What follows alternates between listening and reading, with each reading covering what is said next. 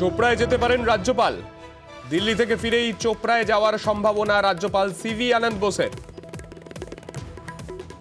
আমাদের সঙ্গে রয়েছেন আমাদের প্রতিনিধি সোমরাজ। সোমরাজ, রাজভবন সূত্রে কি খবর উঠে আসছে? চোপড়া গেলেও কিভাবে যাবেন রাজ্যপাল?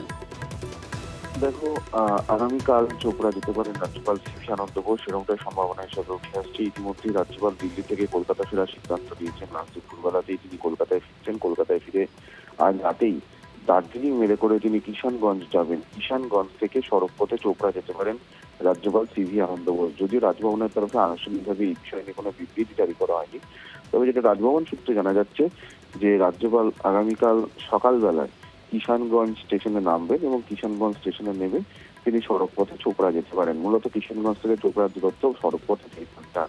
তৃণমূল কংগ্রেসের দাবি ছিল যাতে রাজ্যপাল চোপড়ায় যান, সেখানকার যারা যে শিশুরা মারা গেছেন তাদের পরিবারের সদস্যদের সঙ্গে কথা বলেন এবং বিএসএফ এর জন্যই যে 4 জন শিশুর মৃত্যু হয়েছে এবং সেক্ষেত্রে বিএসএফ এর বিরুদ্ধে যাতে পদক্ষেপ নেওয়া হয় তা নিয়েও তৃণমূল কংগ্রেসের তরফে দাবি ছিল। মনে করা হচ্ছে তৃণমূল কংগ্রেসের সেই দাবিকে কার্যত সাড়া দিয়েই রাজ্যপাল সিভি আনন্দ বোস আগামীকাল চোপড়া যাবেন এবং তার জন্যই মূলত এই প্রস্তুতি নেওয়া হচ্ছে।